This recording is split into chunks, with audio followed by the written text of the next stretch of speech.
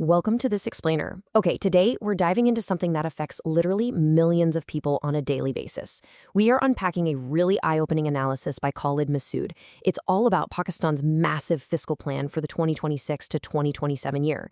We hear these giant macroeconomic numbers tossed around all the time on the news. But today, we're cutting through the jargon to see exactly how this national budget hits the wallets of everyday citizens. To do that, here is a roadmap for today. We'll start by looking at the trillion-rupee black hole, then the mechanisms of revenue extraction, followed by leakage, waste, and corruption. After that, we'll break down the actual burden on citizens, zoom out for the global perspective, and finally look at exactly where the money goes. Let's jump right into part one, the trillion-rupee black hole, where we map the immense scale of this fiscal crisis. So, the federal budget for fiscal year 2026 to 27 sits at a genuinely staggering number, 18.8 trillion rupees. Just try to wrap your head around that scale. And to actually fund this massive plan, the government is aiming to squeeze out over 15 trillion rupees in tax revenue alone through the Federal Board of Revenue. It's an incredibly ambitious target, basically designed to keep the entire national economy from sinking. But here is the absolute gut punch of a baseline finding from the analysis. A massive 43.5% of this entire federal budget, it's instantly swallowed up by debt servicing. That is over 8 trillion rupees completely gone just to pay the interest on old debt. And that happens before a single rupee is spent on a road, a school, or a hospital. It's just a gigantic structural hurdle right from day one. Which brings us to part two, mechanisms of revenue extraction, how the government actually collects all these funds. A huge chunk of this cash grab comes from the petroleum levy. Get this, it is skyrocketed an unbelievable 14-fold over just 9 years, shooting up from 120 billion to a projected 1.73 trillion rupees. Now, this acts as a highly regressive tax. Because it's slapped onto every single liter of fuel, it punishes a daily wage laborer exactly as hard as it does a billionaire. It's basically this invisible engine driving inflation and making literally everything more expensive. And then there's the electricity situation. The analysis points out that citizens are essentially paying for darkness. Pakistan has 46,000 megawatts of installed capacity, which is way more than the peak summer demand. Yet people still suffer through massive load shedding. So why does that happen? Well, it comes down to these take-or-pay contracts. The government is legally bound to pay independent power producers whether they actually generate power or not. These capacity payments have ballooned to 2.2 trillion rupees. That makes up a mind-blowing 60% of consumer electricity tariffs. This highlights a huge structural inequity when it comes to income tax, too. Just look at the first 8 months of FY25. The fully compliant, documented salaried class handed over 331 billion rupees. Meanwhile, the retail sector, which makes up almost a fifth of the entire economy, contributed a measly 23 billion. Basically, the salaried class is forced to be the state's primary cash cow, while huge portions of the informal economy just fly under the radar, untaxed. And the squeeze absolutely does not stop there. We have to talk about the general sales tax, or GST. Running at a standard 17 to 18%, it's baked into everyday survival necessities: food, cooking oil, basic household goods. For a low-income family making around 25,000 rupees a month, just the GST on essential groceries can eat up 8 to 12% of their entire income. It's an unavoidable, totally hidden cost just for staying alive. Okay, moving to part three. Leakage, waste, and corruption. The gaping holes in the fiscal bucket.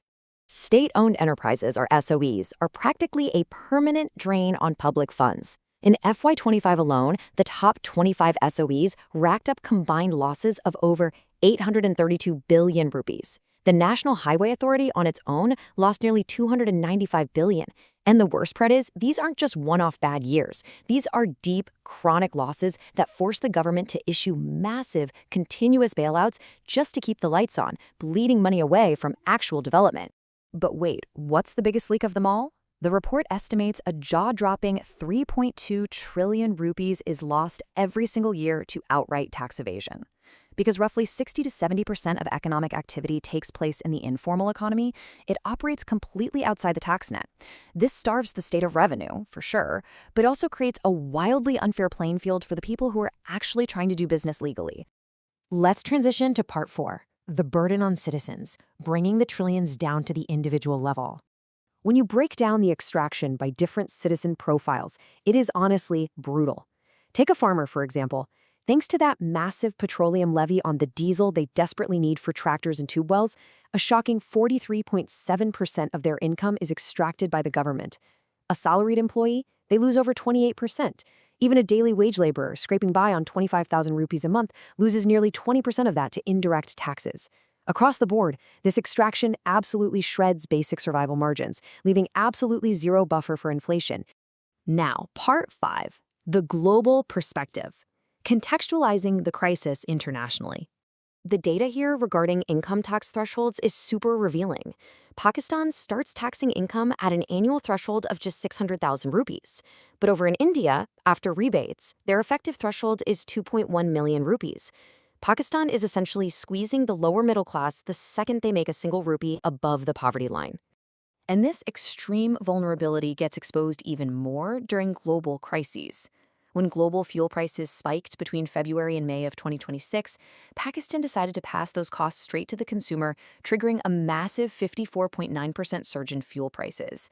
To put that in perspective, Bangladesh only saw a 16.7% increase, and India just 4.2%. So, what exactly do citizens get for paying all these heavy burdens? Well, on the 2025 Corruption Perceptions Index, Pakistan is stuck at a really dismal score of 28 out of 100. When you compare that to a country like Malaysia, which collects similar types of taxes but actually delivers strong infrastructure, healthcare, and public safety, that low score exposes some severe accountability gaps. Citizens are paying top dollar in taxes, but getting virtually nothing in return. Which brings us to our final section, Part 6, Where the Money Goes, the ultimate breakdown of public funds. Ultimately, the entire crisis boils down to this really powerful metaphor from the analysis. Out of every 100 rupees the average citizen hands over to the government, a massive 43 rupees goes straight to paying off old debt. 16 rupees goes to defense, 12 to subsidies, and out of that original 100 rupees, only 5 measly rupees actually goes toward public sector development. You know, the stuff that actually builds a country, like schools, hospitals, and infrastructure. It's just a remarkably unbalanced equation. So how do we stop this cycle? The author outlines some immediate critical reforms.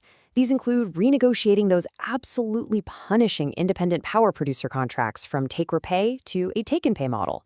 They also strongly suggest finally privatizing those state-owned enterprises that are bleeding billions, and genuinely broadening the tax base to include retail and agriculture so the salaried class isn't carrying the whole country on its back. I want to leave you with a really provocative final thought straight from this analysis. With everyday citizens giving up anywhere from 20 to 40% of their income for barely any return, how long can this level of extraction truly be sustained before the entire fiscal system just hits a breaking point and demands a fundamental reset? It's a profound question about the absolute limits of economic endurance. Thank you so much for joining me for this explainer. Definitely take some time to reflect on these numbers.